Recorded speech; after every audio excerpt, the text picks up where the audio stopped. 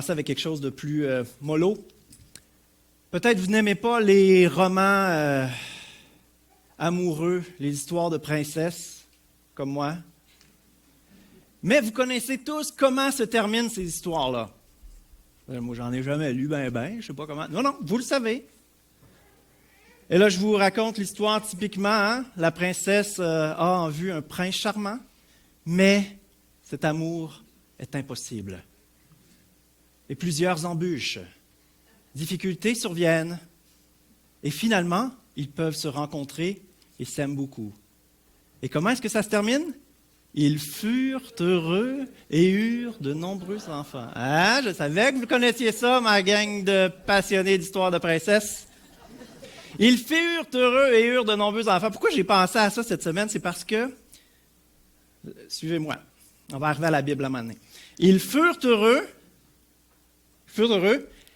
et ensuite, ils eurent beaucoup d'enfants. Ils furent heureux, ça a duré un temps, puis ensuite, il y a eu de nombreux enfants. Hein? Combien savent de quoi je parle? Combien savent que la vie de famille comporte des défis? Hein, ils furent heureux et eurent de nombreux enfants nous parle du défi de parents, mais il faut se l'avouer, ceux qui n'ont pas d'enfants, défis frères, sœurs, défis avec nos parents, toutes sortes de familles aujourd'hui, hein, familles reconstituées, familles monoparentales. Même les enfants uniques, c'est pas facile pour eux. Ils peuvent pas chicaner avec leurs frères, mais ils trouvent le temps long. Alors, dans toutes les familles, il y a des défis, c'est certain. Défis de couple.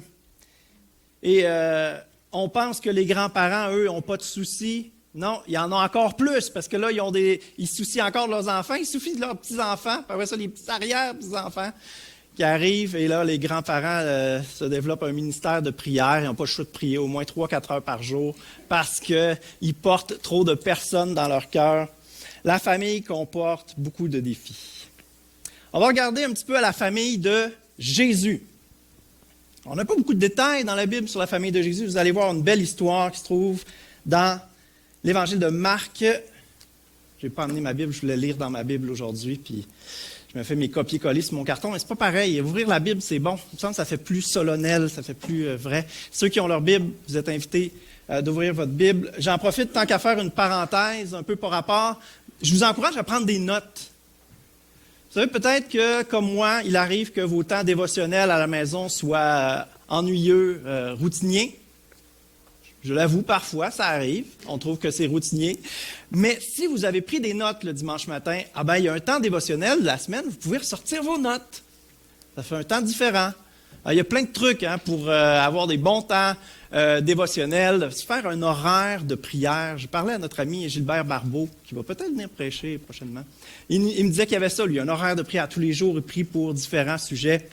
Bref, il y a plein de trucs, vous en jaserez, là, vos temps dévotionnels, mais prenez des notes le dimanche matin. Pas parce que je dis des choses intéressantes, mais parce que même si je dis des choses pas intéressantes, Dieu, lui, peut s'en servir pour déposer sur votre cœur des choses intéressantes. Et que l'être spirituel humain est un peu comme une vache. Il a besoin de ruminer plusieurs fois ce que Dieu lui donne. Désolé de vous comparer à des vaches. La semaine passée, c'était des brebis, là, ce matin, c'est des vaches.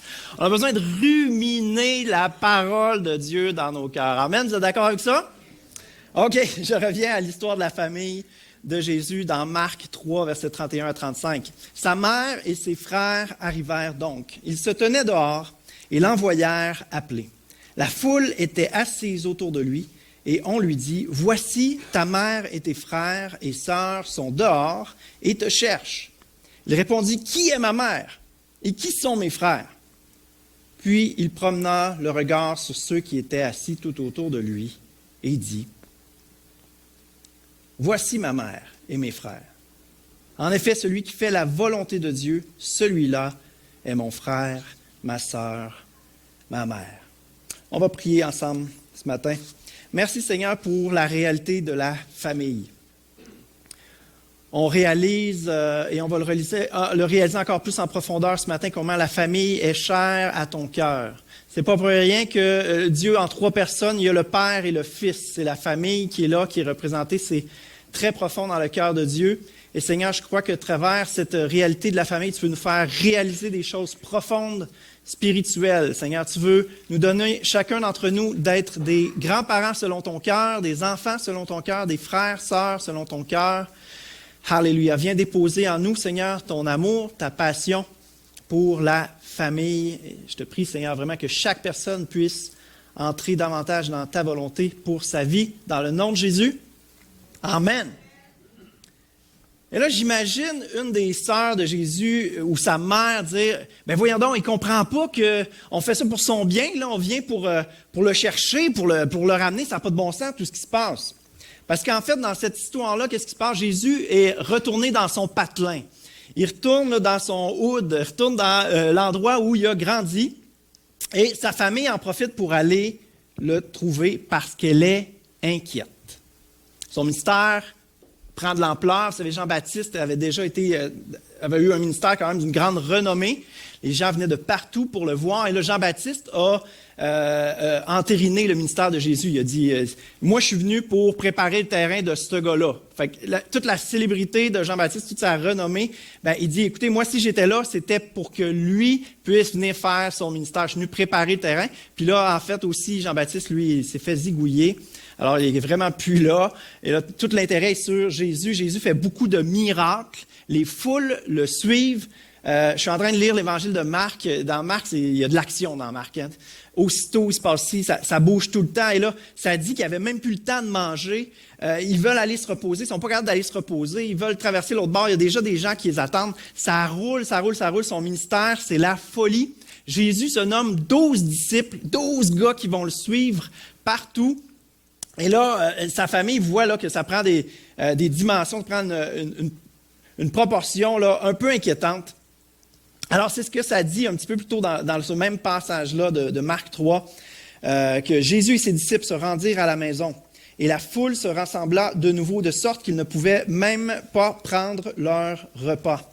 Lorsqu'ils l'apprirent, les membres de la famille de Jésus vinrent pour s'emparer de lui, car ils disaient, « Il a perdu la raison. » Ça, il y a une foule qui est autour de lui, c'est envahissant, c'est intense, ils n'ont même plus le temps de manger. Et sa famille, dans le fond, pense qu'il est un peu devenu fou. C'est le petit gars de notre patelin, tous les gens ils en parlent. Qu'est-ce qui se passe avec Jésus? Il est rendu un peu partout en Israël, s'en va à Jérusalem, il y a des foules qui le suivent. Et c'est un peu inquiétant qu'est-ce qui se passe avec lui. Et qu'est-ce qu'ils veulent faire? Ils veulent le protéger.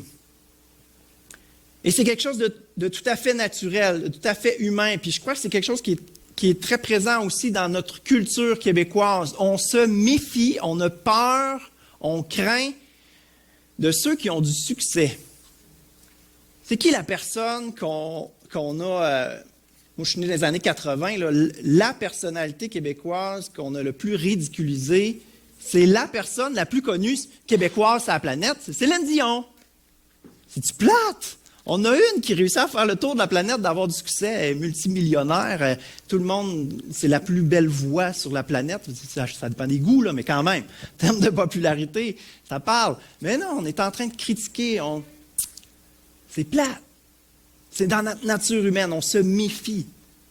On a peur aussi pour nos proches quand ça prend trop d'ampleur, trop d'envergure. On se dit, ça va atteindre ton cœur, tu vas perdre ta simplicité, tu ne seras plus rejoignable, tu vas être sur un piédestal, on ne pourra plus avoir accès, tu vas avoir la tête enflée. On craint, on a peur du succès. On a peur que quelqu'un monte les échelons. C'est vrai? Au Québec, on appelle ça, on est né pour un petit pain. Hein? On fait notre petite affaire, puis ça s'explique avec toute l'histoire du Québec, mais on a cette nature-là, puis c'est quelque chose de naturel dans la famille aussi. On veut se protéger. Et c'est sûr qu'il va y avoir du défi. C'est sûr que si on monte les échelons, écoutez, moi présentement, à 36 ans, je me retrouve pasteur d'une église. Je me méfie de moi-même. Parce que oui, peut-être dans votre travail, vous montez les échelons, c'est super. Le Seigneur vous a donné du succès, mais c'est super de monter les échelons. Mais ce qui fait qu'on peut rester en haut, c'est que notre caractère va tenir bon. Parce que dans une guerre, on n'essaie pas d'abattre juste les petits soldats en arrière, mais on surveille ceux qui sont sur un cheval, le général, les commandants. C'est eux qu'on veut abattre, parce que si tu abats les généraux, ceux qui dirigent, ah ben là, tu affectes l'armée de manière considérable. Ce n'est pas un péché d'avoir du succès, ce n'est pas un péché de réussir. Il faut s'encourager. Il faut être là. Tu as du succès, ça se peut que tu aies des défis, ben je vais être là pour toi. Au lieu de dire, hi, c'est dangereux là, où tu t'en vas.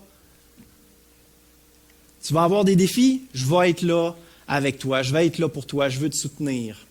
On continue d'être ensemble. Le plus grand danger, ce n'est pas d'avoir du succès, le plus grand danger, c'est de s'isoler alors qu'on a du succès.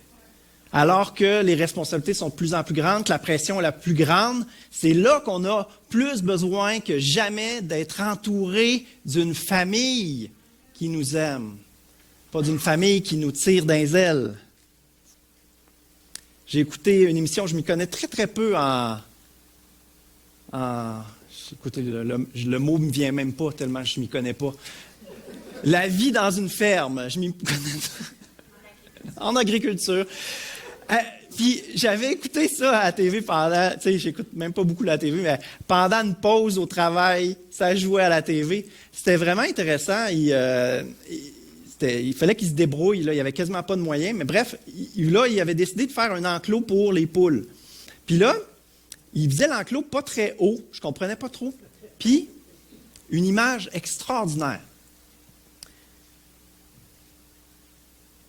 Pour pas que les poules puissent s'envoler par-dessus l'enclos puis s'en aller, qu'est-ce qu'il faisait? Il coupait un petit bout d'aile. Quelques plumes au bout d'une des deux ailes. Pourquoi? Parce que là, la poule, elle ne peut pas s'envoler bien haut. Elle ne peut pas passer par-dessus la barrière. Cette image-là m'a frappé. Comment un petit geste, une petite parole, couper quelques plumes, ça y fait pas mal pantoute. Couper quelques plumes.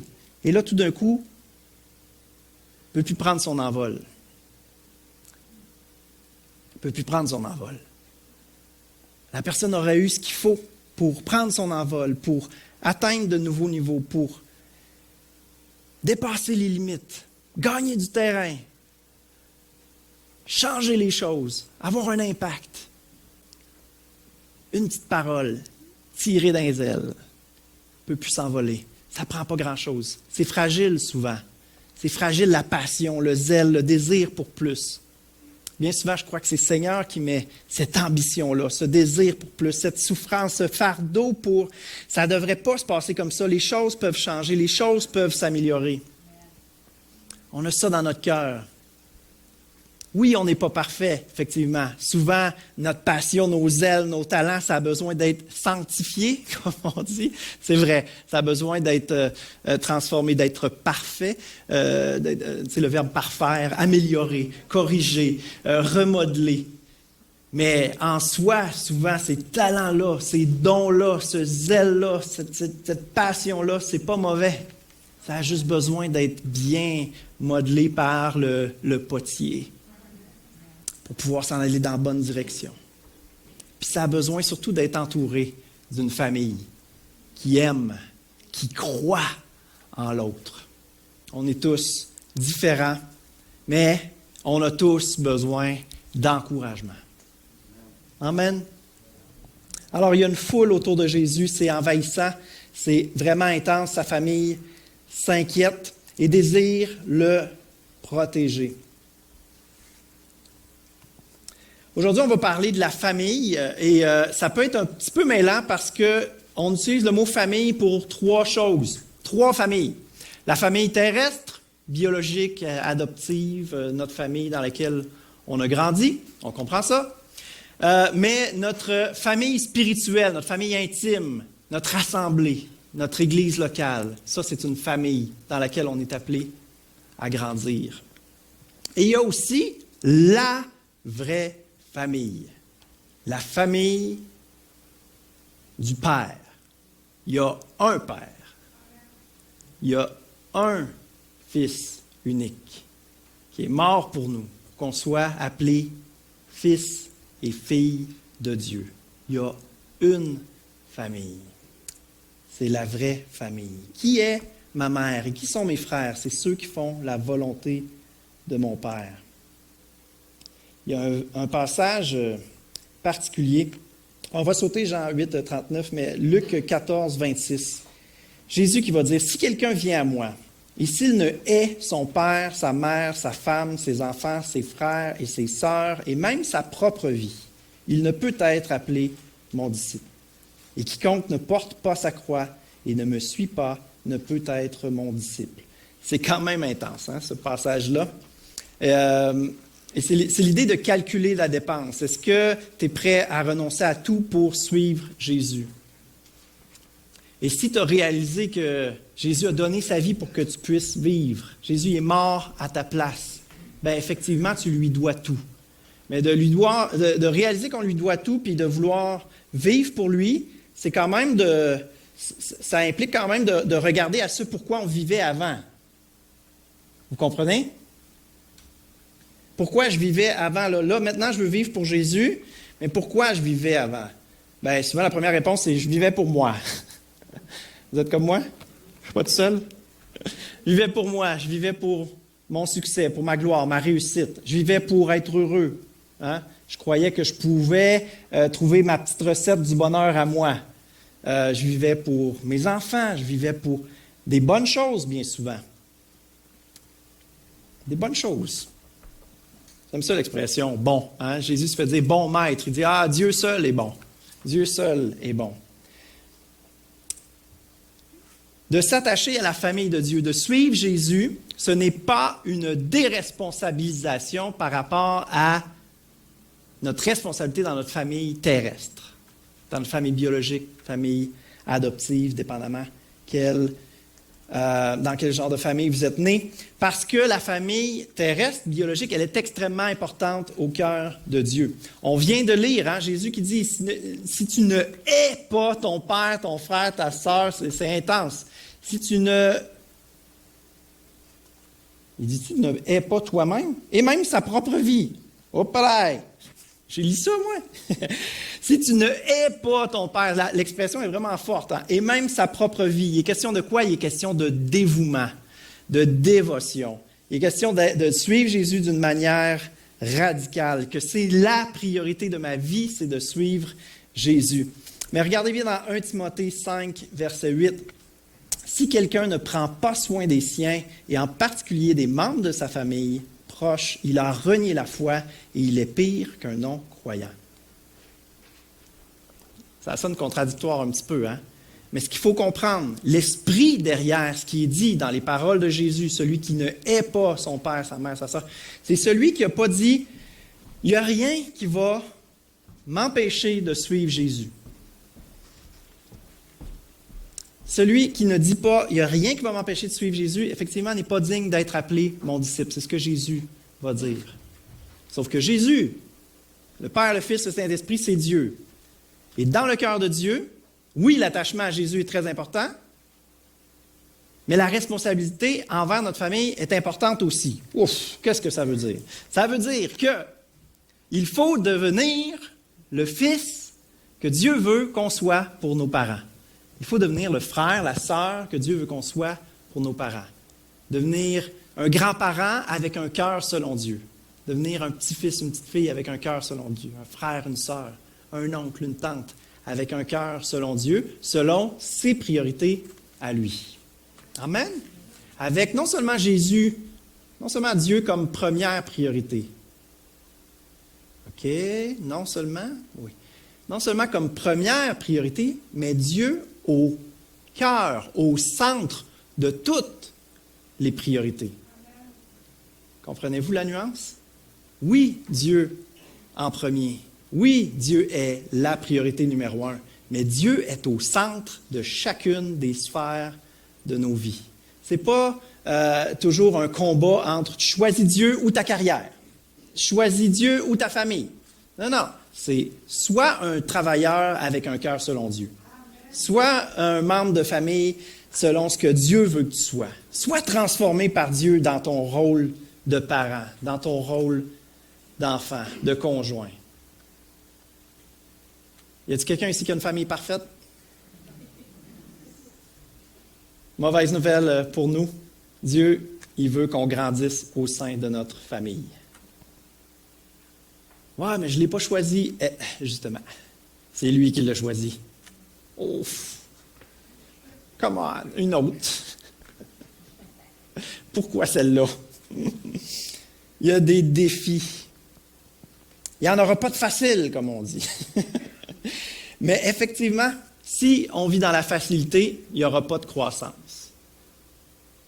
Si on vit dans le statu quo, si on vit dans le normal, si on vit dans le « ça fait la job », si on vit dans le « on ne se pose pas de questions », ben on va rester là où on est. Si on vit dans le « je veux la vie que tu veux pour moi, Seigneur », puis comme je disais tantôt, peut-être vous allez monter des échelons. Je veux grandir dans les dons que tu m'as donnés. Je veux faire une différence pour toi, Seigneur. Ah ben là, on n'est pas dans une petite vie confortable où les choses ne bougent pas. On est dans une vie de croissance, où il y a des belles choses qui peuvent se produire. Amen. Est-ce qu'il y en a que c'est ça qu'ils veulent? On va lire un des passages les plus tendres de la Bible. Je pense que vous ne le verrez pas venir celle-là non plus. Vraiment un des moments les plus tendres parce que sur la croix, alors ça c'est pas tendre sur la croix, mais sur la croix, il faut savoir qu'on meurt de suffocation sur la croix. Parce que pour respirer, il faut se soulever et pour se soulever, il faut tirer sur ses poignets, sur ses pieds et c'est très douloureux. Et à un moment donné, ça vient qu'on n'est plus capable de respirer puis qu'on meurt. Désolé pour l'imitation là, du crucifié ce matin. Mais bref, tout ça pour dire que de parler... Les mots de quelqu'un sur une croix sont très, très bien choisis. On ne parle pas pour dire n'importe quoi sur une croix. Alors, une des choses que Jésus va dire sur la croix, qui nous est rapporté dans Jean, chapitre 19, versets 25 à 27. Près de la croix de Jésus se tenait sa mère et la sœur de sa mère, Marie, femme de Clopas, et Marie de Magdala. Jésus, voyant sa mère, et auprès d'elle le disciple qu'il aimait, c'est Jean, dit à sa mère, « Femme, voilà ton fils. » Puis il dit au disciple, « Voilà ta mère. » Et dès ce moment, le disciple l'a pris chez lui. Il regarde le disciple qu'il aime, puis c'est comme s'il se dit, « J'aurais souhaité à ma mère d'avoir lui comme fils. » T'sais, moi, comme fils, c'est quand même un peu intense. Je suis en train de mourir crucifié devant elle. Puis il dit, « Femme, voilà ton fils. Lui, il va prendre soin de toi. Lui. » Puis il dit à Jean, « Voilà ta mère. Prends soin d'elle, s'il te plaît. Remplace-moi. » Et c'est ça qu'on est appelé à être, pas à remplacer Jésus, mais à le représenter. À le représenter. Dans votre famille, vous êtes appelé à représenter Christ. C'est une grosse responsabilité, hein? Mais la bonne nouvelle, c'est que c'est Christ qui va le faire en vous. C'est Christ qui va le faire en vous. Représenter Christ. Ressembler de plus en plus à Jésus. On a une nouvelle identité comme chrétien. Moi, je reviens toujours à ça, à notre identité. Parce que ce que Dieu veut, c'est pas juste changer des comportements extérieurs. Ce que Dieu veut, c'est pas juste nous donner des feelings. Ce que Dieu veut, c'est pas juste nous donner une belle philosophie théologique. Ce que Dieu veut, c'est changer qui on est, au plus profond de nous-mêmes. Et ça va avoir un impact sur l'émotionnel, l'intellectuel, sur tout. Il veut changer qui on est, il change notre identité. Et l'identité qu'il nous donne, c'est de réaliser que le Créateur de l'univers, c'est celui qui nous a créés, et il veut se révéler et nous prendre comme ses enfants. Il veut être un Père parfait pour nous. Il veut qu'on soit ses enfants. Et ce qu'on a lu au verset 14, ça dit « Tous ceux qui sont conduits par l'Esprit de Dieu sont fils de Dieu. Ils n'avaient point reçu un esprit de servitude pour être encore dans la crainte, mais vous avez reçu un esprit d'adoption par lequel nous crions « Abba, Père ». Abba, Père, ça veut dire « papa ». C'est le côté intime là, d'une expression, c'est pas juif, c'est pas grec, c'est araméen, la langue courante là, que Jésus parlait. Alors, Abba Père, ça veut dire mon papa. L'Esprit lui-même rend témoignage à notre esprit que nous sommes enfants de Dieu. Nous sommes enfants de Dieu. Alors, si nous sommes enfants, nous sommes aussi héritiers, héritiers de Dieu et co-héritiers avec Christ. Et les enfants de Dieu font la volonté de Dieu. Tous ceux qui sont conduits par l'Esprit de Dieu sont fils de Dieu. Ils vivent pour Dieu. Dieu est leur maître. Donc, il y a 3 familles. Il y a notre famille terrestre, biologique. Il y a la famille de Dieu, l'Église. Puis il y a la famille spirituelle, enfant de Dieu. Et cette famille-là, je ne veux pas tomber dans... C'est une famille invisible. Je ne veux pas tomber dans le mystique. Je ne veux pas que personne dise qu'il est impossible à comprendre ce matin. Mais la famille de Dieu, c'est une œuvre spirituelle. Il n'y a qu'une famille. Et c'est Dieu qui la forme. La Bible nous donne plusieurs images pour comprendre ce que Dieu fait. La Bible nous parle que l'Église, c'est l'épouse de Christ. C'est une chose, ce que Dieu crée. La Bible parle des croyants comme étant des pierres vivantes. L'œuvre que Dieu fait dans nos vies, ce qu'il prend de nous et restaure. On est créé à l'image de Dieu, il restaure ça, il fait une œuvre en nous et il fait une œuvre à travers nous. Il utilise tout ça pour faire des pierres qui sont vivantes, puis il assemble tout ça ensemble, ça fait un temple magnifique dans lequel sa présence habite. Ça, c'est la famille de Dieu, c'est la famille spirituelle. Puis même, on peut dire famille universelle, famille qui n'a pas de temps non plus. Les catholiques, ça veut dire universel. Hein? Ils se sont comme appropriés ce terme-là. C'est l'Église universelle, c'est l'Église invisible. L'Église catholique, ça est devenu un petit peu un royaume politique terrestre. Mais l'Église de Dieu, c'est une Église spirituelle. Et il n'y en a qu'une Église de Dieu. Pas besoin d'essayer de la créer politiquement. Il y en a juste une Église parce qu'il y a juste un Père, il y a juste un Jésus, il y a juste un Esprit qui habite en nous. Et tous ceux qui se savent attachés à Dieu le Père savent qu'ils ont une famille spirituelle. Ça, c'est une belle chose. Ça nous fait comprendre des choses spirituellement.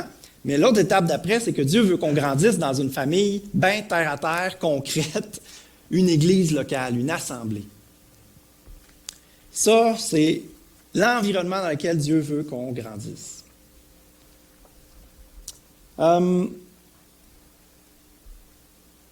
Être membres les uns des autres, l'Église, la famille, c'est quelque chose, honnêtement, qui n'est pas développé tant que ça dans le Nouveau Testament.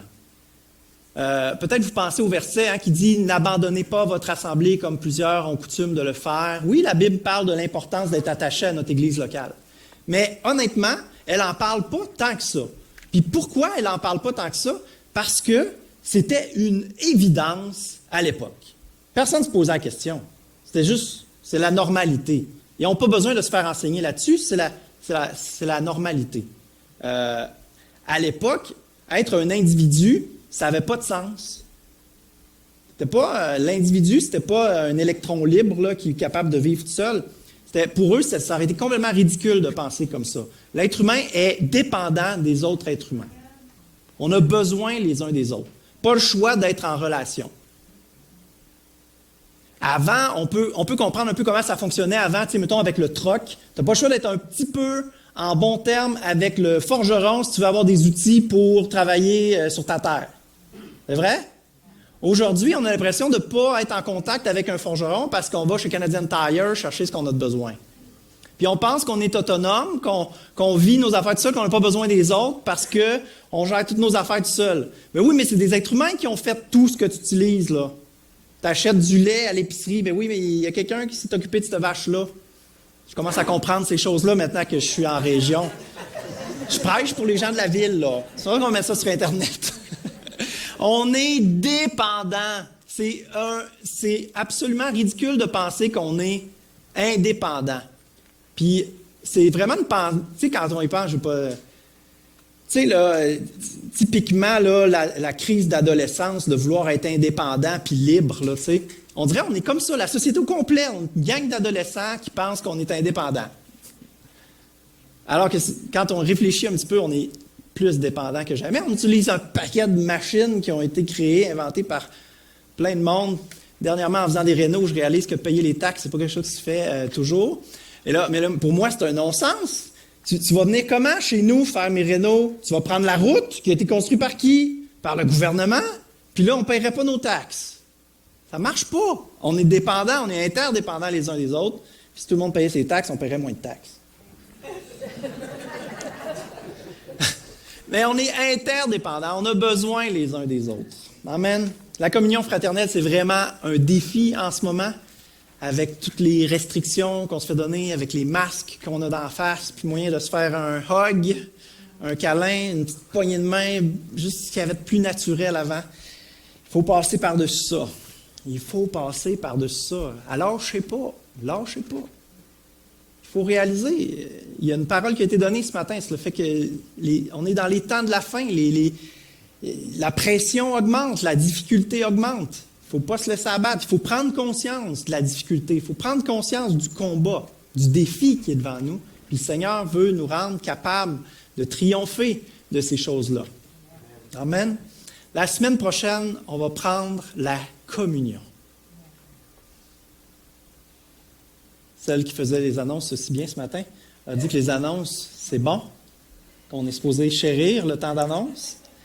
Parce que justement, dans l'annonce, il était question qu'on va prendre la communion la semaine prochaine. Je ne sais pas s'il y en a qui jubilaient un petit peu dans leur petit cœur, comme moi. La communion, c'est tellement quelque chose de profond que le Seigneur nous a demandé de faire ensemble régulièrement. De se rappeler qu'il y a un seul corps, qu'on appartient tous à un seul corps. Et on se nourrit, on a reçu la vie à travers le sacrifice de Jésus. On se nourrit de ce corps-là, de Jésus qui est mort pour nous. Et on est unis, on est attaché à lui, dépendant de lui. On est un. L'unité. Il y en a juste une, Église. Il ne faut pas essayer de la créer, l'unité. Il y en a déjà juste une. C'est nous qui créons le pas-unité. Il y en a juste une, Église. Amen. Comme ça va être bon la semaine prochaine de prendre le temps de s'arrêter puis juste de célébrer ce que Jésus a fait pour nous à la croix, puis juste de se rappeler qu'on est un seul corps, qu'on appartient à un seul pain, qu'il y a un seul esprit qui nous unit. J'ai bien hâte à ce moment de prendre la communion avec vous. Tous les défis qu'il y a dans notre famille terrestre, les conflits avec notre belle-mère, entre frères et sœurs. Vous savez, pour moi, là, qu'il y ait des conflits, c'est un bon signe. Je ne sais pas si vous êtes déjà chicané avec la caissière là, de l'épicerie. Si vous êtes chicané, là, vous avez peut-être vraiment des gros problèmes sociaux. Là. Mais si on ne se chicane pas avec la caissière de l'épicerie, c'est parce qu'on n'a pas de relation avec elle. Il n'y a pas d'intimité, il n'y a pas d'amour, il n'y a pas de fraternité. Elle fait son travail, tu lui dis merci, bonne journée, voilà. C'est sûr que tu ne te chicanes pas avec elle. Si on se chicane dans nos familles, c'est parce qu'on est en relation les uns avec les autres.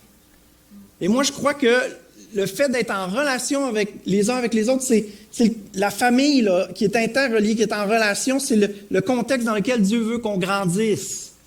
Alors, le fait qu'il y ait des chicanes, le fait qu'il y ait des différences d'opinion, des divergences, c'est à cause qu'on est en relation ensemble. C'est bon signe, c'est normal. C'est plate, mais c'est normal. On est dans un monde, l'être humain est déchu, l'être humain est pécheur, c'est normal qu'il y ait des conflits. Mais c'est bon signe, ça veut dire qu'on est en relation ensemble. Et l'espoir, c'est que Dieu peut faire des merveilles et que Dieu peut utiliser les difficultés pour amener la vie, pour transformer. Quand on a une chicane, quand on pète les plombs, ça révèle qu'il y a quelque chose dans notre cœur qui n'est pas tout à fait en ordre. Puis que là, ça révèle ça. OK, super. Dieu, qu'est-ce que tu vas faire avec ça? Les épreuves, les défis dans la vie d'un chrétien mature devraient l'amener à prier. Wow, Seigneur, j'ai hâte de voir ce que tu vas faire avec ça. Au lieu de se laisser abattre, au lieu de se dire ça n'a pas de bon sens, de se regarder vers Jésus puis de dire wow, j'ai hâte de voir comment tu vas me sortir de celle-là. Ou ça révèle quelque chose de mauvais dans le cœur. Eh bien, je ne savais pas ça. Merveilleux. Seigneur, tu vas pouvoir me transformer un petit peu plus à ton image. C'est ça, être optimiste. C'est ça, avoir la foi. Croire que tout ce qui est négatif, ben, Dieu veut l'utiliser pour sa gloire. Tout ce qui est négatif, Dieu veut l'utiliser pour sa gloire. Puis le meilleur exemple, c'est la croix. Satan est bien heureux de réussir à crucifier Jésus, le Fils de Dieu. Ben, ça a permis de sauver de rendre le salut possible à l'humanité. Il s'est fait avoir pas à peu près cette fois-là, hein? Il s'est fait revirer dans ses shorts. Tu as voulu faire du mal, ben le Seigneur l'a changé en bien. C'est une parole que Joseph va dire à ses frères. Hein? Vous m'avez vendu comme esclave, vous avez voulu faire du mal, mais Dieu l'a changé en bien pour le salut du plus grand nombre. Il arrive des difficultés dans votre vie, Dieu veut l'utiliser pour le changer en bien pour votre salut, pour votre guérison, pour votre transformation à l'image de Christ, pour votre progression à l'image de Christ. Amen? Amen. Est-ce qu'il y en a que c'est ce qu'ils veulent que le Seigneur agisse dans leur vie? Amen. La question, c'est, dans votre famille ou dans votre Église, les deux se ressemblent beaucoup.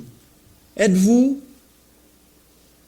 des parents matures qui sèment l'harmonie, la croissance, la joie, l'amour, ou vous êtes des enfants à problème? On ne lira pas le passage, on n'a pas le temps, mais vous pouvez le prendre en note. Dans 1 Corinthiens 3, versets 1 à 3, un excellent passage où justement l'apôtre Paul dit, « Là, je ne peux pas vous donner de la nourriture solide, pas chaud de vous donner encore du lait maternel, vous êtes des bébés. » Mais on n'est pas appelé à rester des enfants à problème, on est appelé à devenir des chrétiens matures qui sèment la vie autour d'eux, qui encouragent, qui donnent des ailes à leurs frères, à leurs sœurs, pour qu'ils puissent vivre pour la gloire de Dieu. Alléluia. Si quelqu'un est en Christ, il est une nouvelle créature. Dans 2 Corinthiens 5, verset 17 à 20. Une nouvelle créature, un enfant de Dieu. Amen. Les choses anciennes sont passées, voici toutes choses sont devenues nouvelles. Et tout cela vient de Dieu qui nous a réconciliés avec lui par Christ et qui nous a donné le ministère de la réconciliation. Car Dieu était en Christ réconciliant le monde avec lui-même en n'imputant point aux hommes leurs offenses. Et il a mis en nous la parole de la réconciliation. Nous faisons donc les fonctions d'ambassadeurs pour Christ, comme si Dieu exhortait par nous.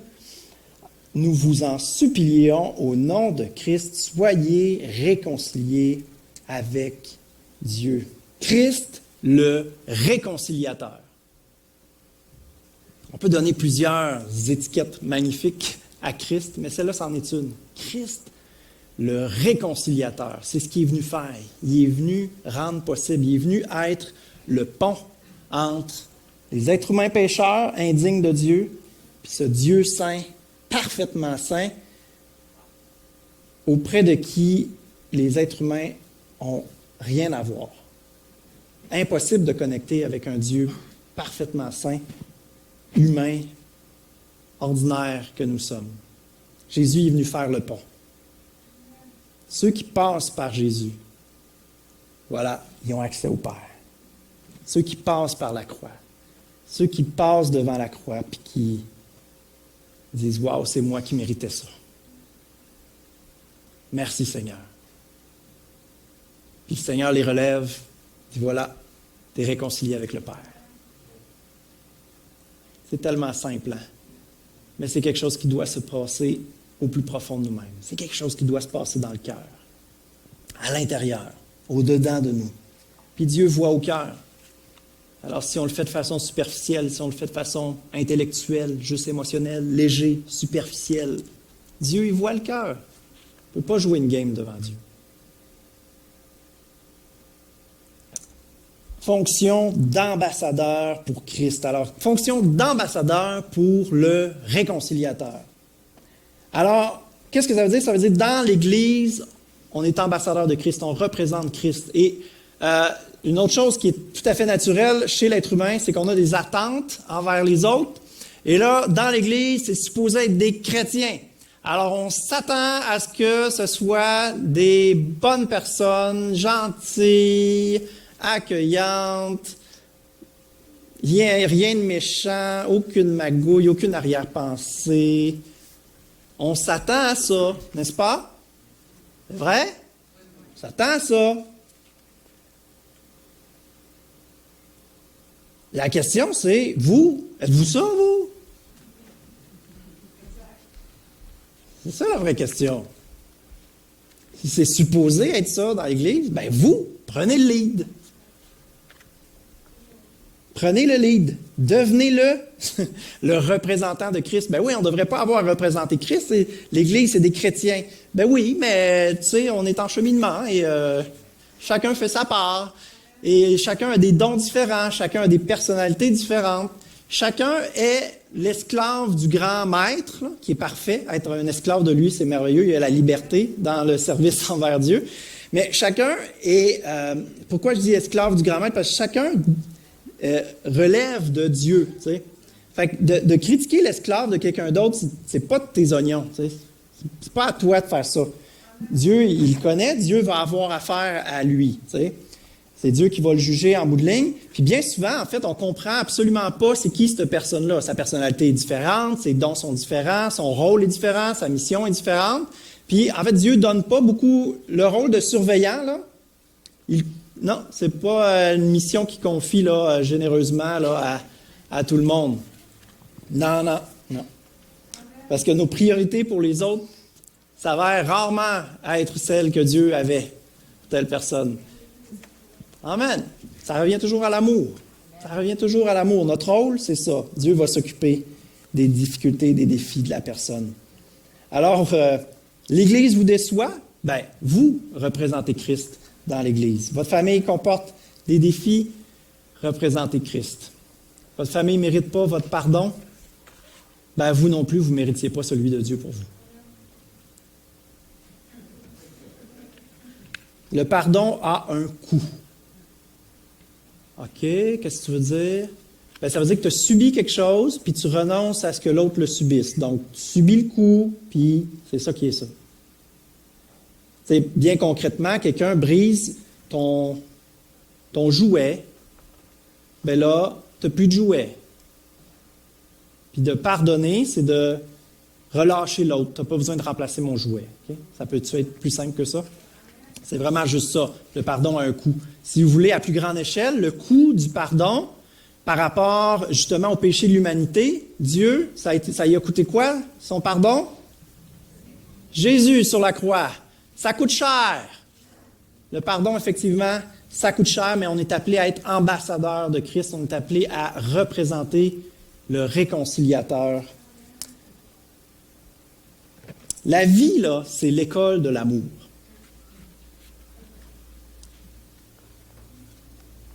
C'est l'école de l'amour. J'avais entendu parler de quelqu'un qui avait eu une vision de comment ça se passait de l'autre côté, puis la question qui s'était faite passer, c'est « As-tu appris à aimer? » Il y a toujours toutes sortes de témoignages, là, on en prend puis on en laisse, mais quand même, cette question-là, je m'en suis rappelé, je la trouve bonne.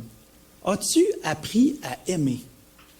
C'est une très, très bonne question. Je pense que le pasteur Michel Bisaillon a fait une prédication dernièrement sur 1 Corinthiens 13, puis que dans le fond, c'est ça la question. Est-ce que je suis en train d'apprendre à aimer? Est-ce que j'aime les gens? Puis c'est un défi. Puis c'est dans quel contexte qu'on voit si on aime les gens? Dans notre famille, dans notre Église. Une des caractéristiques dans 1 Corinthiens 13, c'est l'amour ne s'irrite pas. Moi, j'ai des filles de 2 ans et 4 ans. Alors ce verset-là, je m'en rappelle de temps en temps. Ça vient nous chercher, cette montagne russe émotionnelle. Parfois, n'est-ce pas? L'amour ne s'irrite pas. Mais l'amour, là, c'est Dieu qui le fait.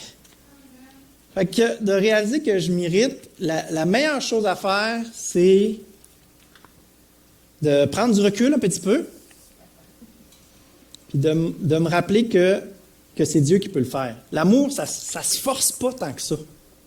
L'amour, tu ne peux pas forcer.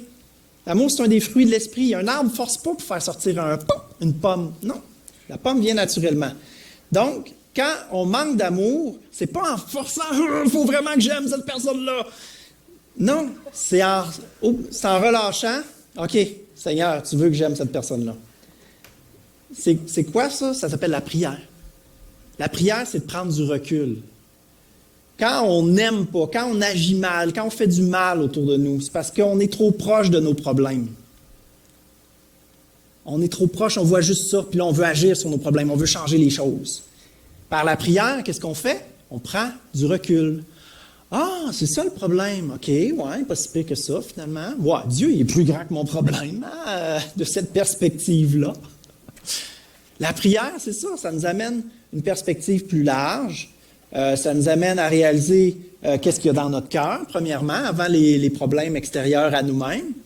Puis ensuite, ça nous amène à probablement une direction de Dieu. Comment il veut qu'on agisse face à ce problème-là?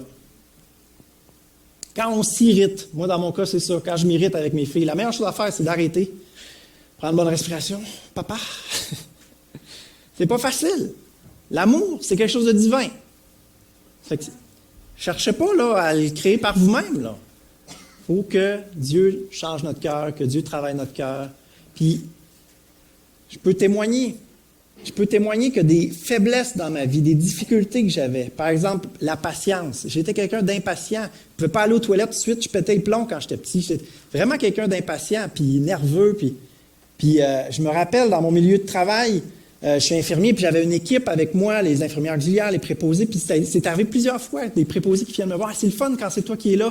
Tout est plus zen. C'est calme quand tu es là. Puis je me rappelle, la première fois que je me suis fait dire ça, je me suis dit, ah, c'est incroyable parce qu'elle ne parle pas de moi, là. Elle parle de quelque chose que Dieu y a fait en moi. Parce que naturellement, non, c'est pas plus zen quand Jean-Marc est là. Non.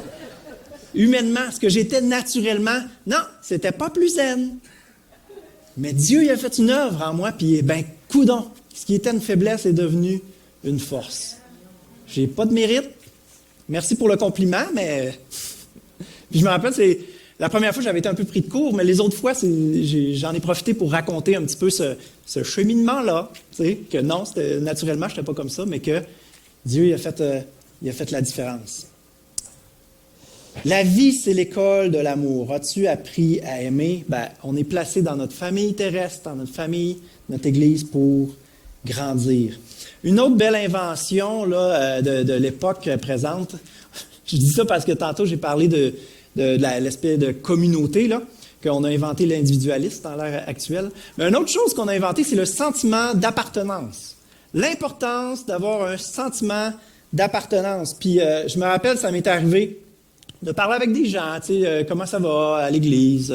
C'est moi qui étais responsable de l'accueil à l'église où j'allais avant. Puis, donc, j'aimais beaucoup savoir comment les gens cheminaient, comment ça se passait. Puis c'est quelque chose que j'ai entendu à l'occasion, tu sais. Ah, ben, j'ai pas de sentiment d'appartenance. J'ai l'impression que je suis pas chez nous. C'est pas mon église. C'est toutes sortes de raisons. Tu sais, il y en a des bonnes, il y en a des moins bonnes.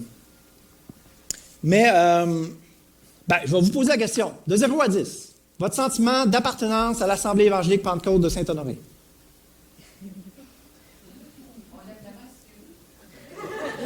Non, dans votre tête, de 0 à 10? Avouez, hein, c'est variable. Bon, je sais pas, hein, peut-être un 7,8. C'est intéressant quand même comme question. Votre niveau d'appartenance à votre église locale. Votre niveau d'appartenance. Notre famille terrestre, on ne la choisit pas. C'est vrai? Notre famille spirituelle, elle, on peut la choisir. Notre assemblée locale, notre église locale, on peut la choisir. J'étais à Québec avant, puis j'étais responsable d'accueil. Là, j'espère que ceux qui m'écoutent de Québec ne seront pas troublés. Mais quand quelqu'un arrivait pour une première fois, déménageait à Québec, c'est arrivé que je lui donnais différentes adresses d'église. Oui, j'ai fait ça plusieurs fois. Alors, prenez le temps d'arriver, appréciez la ville, allez visiter quelques églises. Vous allez sentir, là, ça c'est ma place. C'est là que Dieu m'appelle à grandir. Je me sens bien, c'est ma famille. Puis une fois que tu l'as choisi, attends-toi pas à ce qu'elle soit parfaite. Attends-toi pas à ce qu'elle soit parfaite. Une fois que tu l'as choisi, c'est pour le meilleur et pour le pire. C'est vrai. Une fois que tu l'as choisi, deviens un pilier dans ton Église. Deviens un pilier dans ton Église. Oui, il va y avoir des vents, il va y avoir des tempêtes, il va y avoir des changements, il va y avoir des bouleversements, il va y avoir toutes sortes de divergences. Les choses changent vite aujourd'hui. Les gens sont instables. Mais vous, chrétiens, Soyez construits sur le roc. Soyez solides. Construisez pas comme tout le monde sur vos émotions, sur vos... Non, construisez sur du solide. Laissez Dieu diriger, guider votre vie. C'est le rocher, c'est l'architecte qui vous connaît parfaitement. Laissez-le faire de quoi de bien avec votre vie. Soyez pas comme tout le monde. C'est bon de réaliser ces choses-là. Puis c'est pas pour dire, ah, les non-chrétiens sont pourris, puis nous, on est bons. Non, souvent, on n'est pas mieux qu'eux, tu sais. Puis en fait, Jésus est venu pour les malades. Fait qu'au moins, nous, on a reconnu qu'on était malades. C'est ça notre... Ce qu'on a de mieux que les autres, c'est qu'on a reconnu qu'on était malades. On peut se l'accorder. Une grande leçon que j'ai apprise pendant mes rénovations. Une illumination. C'est un petit moment divin. J'étais en train de faire un câlin à ma toilette. Je suais. Je grattais du papier peint derrière la toilette. Et là, j'ai réalisé, là, les gens, ils aiment leur maison, là. Hein? Puis ils l'ont payé tant, ils ont investi tant, puis ils connaissent tous les raccoins, ils voudraient la vendre tant, mais c'est ridicule, ça vaut pas ça. Mais oui, mais c'est parce qu'elle a une valeur affective, il a sué sur sa toilette. Il aime sa maison. Il a tout donné pour elle. Je me suis rappelé d'un verset qui dit « Car là où est ton trésor, là aussi sera ton cœur. » C'est quoi ton trésor? Ton trésor, c'est ce que tu as investi. Trésor, ça me fait penser à pirate, le coffre avec de l'argent dedans, mais voyons-le plus large. Hein, voyons-le. Ton trésor, c'est ce que tu as investi. C'est ton investissement. Puis l'investissement qui a le plus de valeur, c'est pas nécessairement l'argent. Tu as investi du temps. Tu as investi de la dignité autour de ta toilette, là, à gratter le papier peint. Tu as sué, tu as investi, tu t'es donné.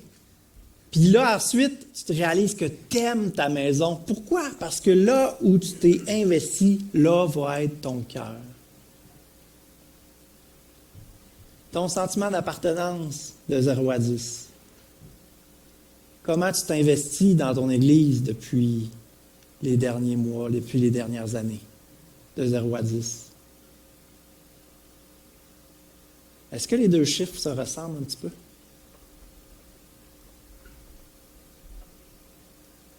Là où est ton trésor, là où tu t'investis, là où tu mets de l'énergie, tu pries pour cette Église-là. On a chanté ce matin un chant qui disait « Fais de moi un instrument ». Moi, je prie « Fais de cette Église un instrument ».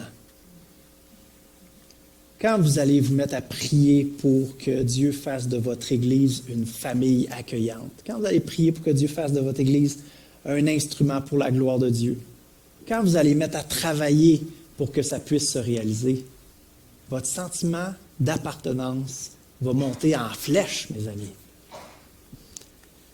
Vous allez réaliser que l'Église, ce n'est pas le bâtiment, l'Église, ce n'est pas une organisation, l'Église, c'est vous. L'Église, c'est nous.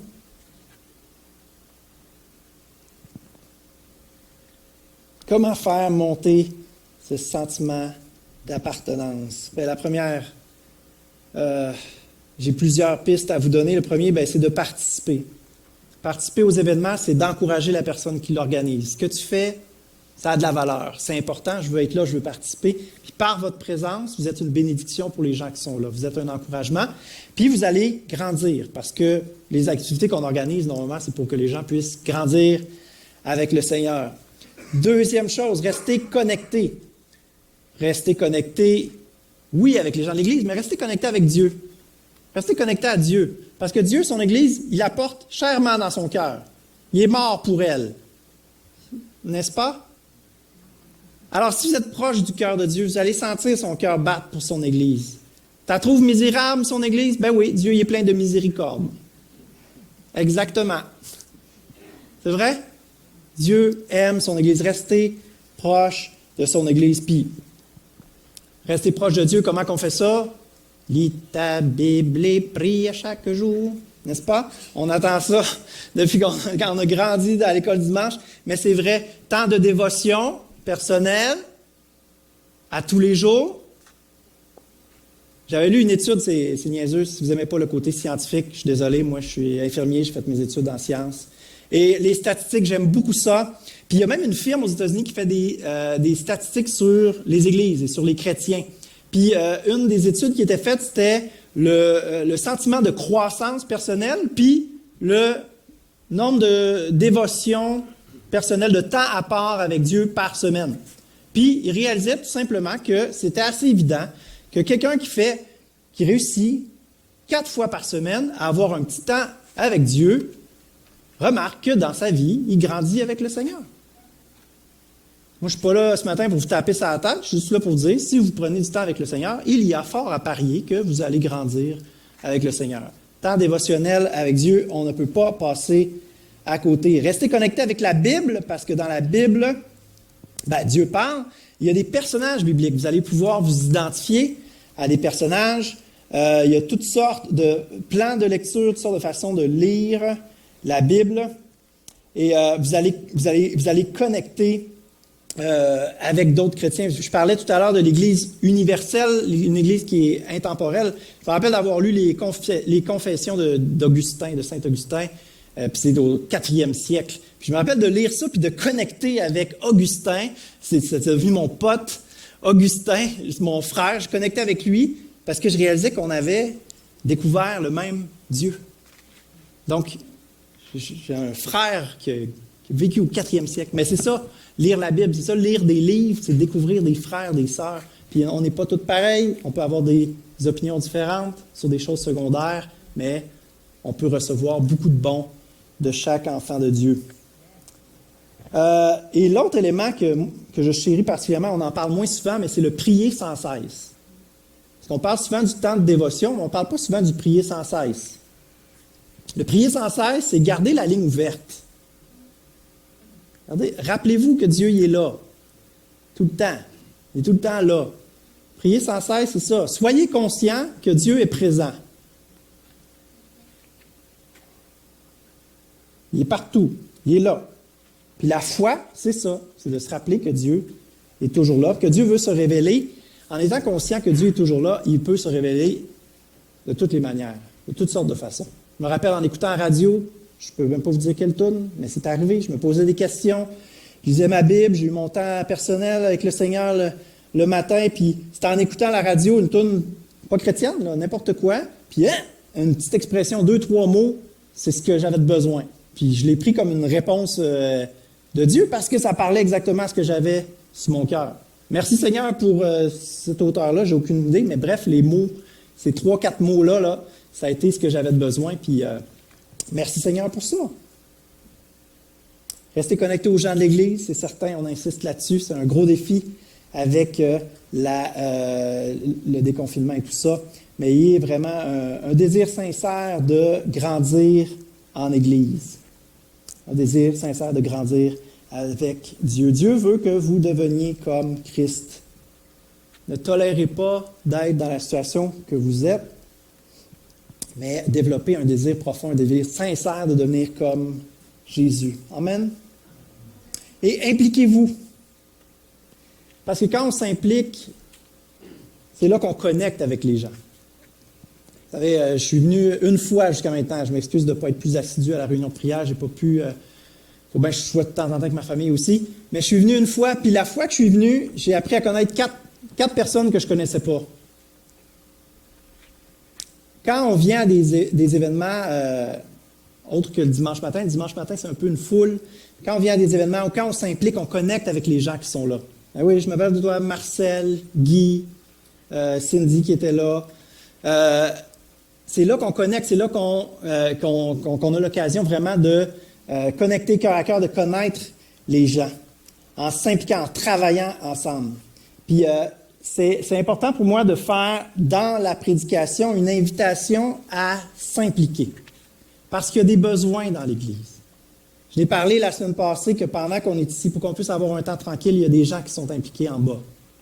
Cette semaine, j'ai fait une pensée du jour dans le local des 4 à 6 ans, avec les disciples là, qui me tournaient autour de la tête. Là.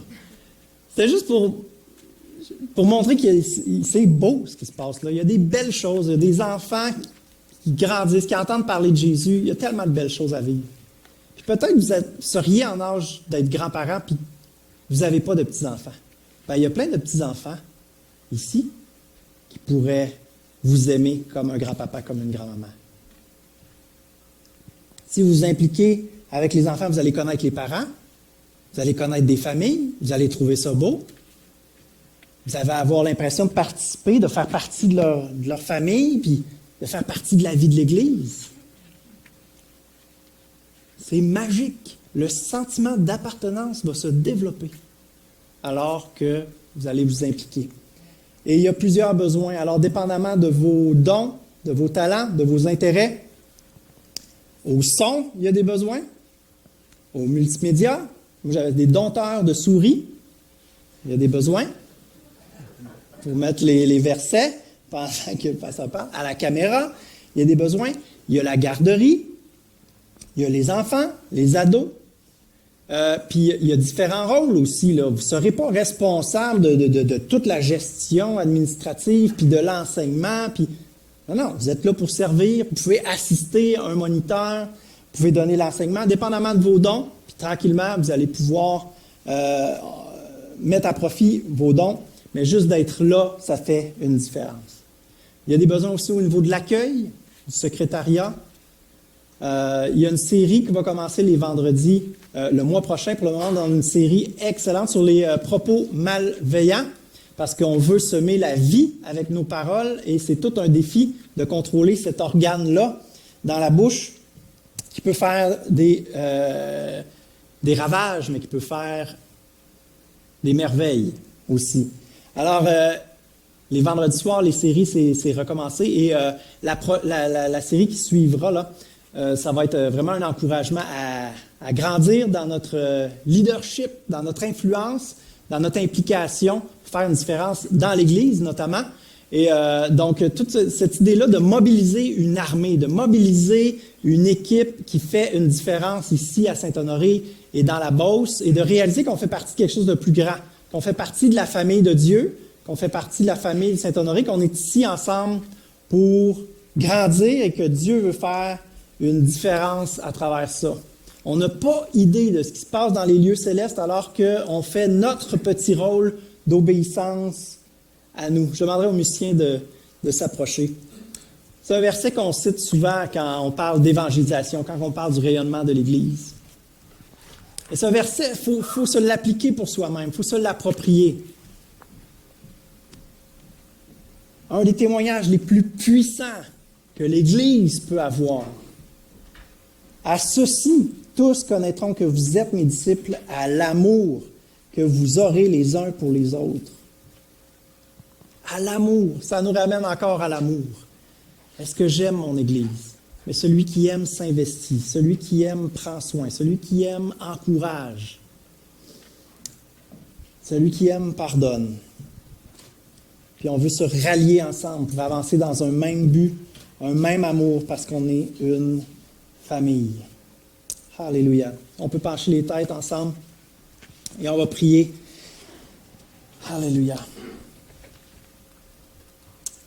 Alléluia. Seigneur, la famille, c'est sérieux, oh Dieu. Et tu veux qu'on te représente dans nos familles terrestres. Seigneur, je veux te prier pour ceux qui ont des défis dans leur famille biologique, dans leur famille adoptive. Seigneur, dans les rôles qu'ils ont à jouer de cousins, de cousines, d'oncles, de frères, de sœurs, de grands-parents. Il y a des relations qui sont difficiles, Seigneur, et je te prie, oh Dieu, pour des ambassadeurs de Christ, des ambassadeurs du réconciliateur. Je te prie, Seigneur, que tu fasses vibrer, Seigneur, en nous ce ministère de la réconciliation, ce travail, cette mission, ce devoir qu'on a d'apporter la réconciliation, de semer l'amour, de semer le pardon, de rouvrir les portes qui sont fermées. On a dit, jamais tu pourras être bienvenu ici. Eh bien, on va dire, pardon, j'aurais jamais dû dire ça, tu es bienvenu ici. Jamais je vais pardonner à cette personne-là. Mais Seigneur, toi, tu es déjà mort pour la faute qu'elle a faite. Toi, Seigneur, ce que tu veux, c'est qu'elle accepte que tu es mort à la croix pour elle. Tu veux pardonner. Alors, je veux entrer dans ta volonté, Seigneur, dans ton désir d'être réconcilié, Seigneur, de ton désir de voir le pardon, de voir la réconciliation se répandre.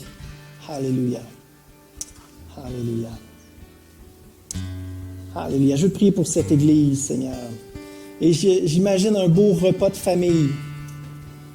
Un beau repas de famille, Seigneur, où tout le monde est là.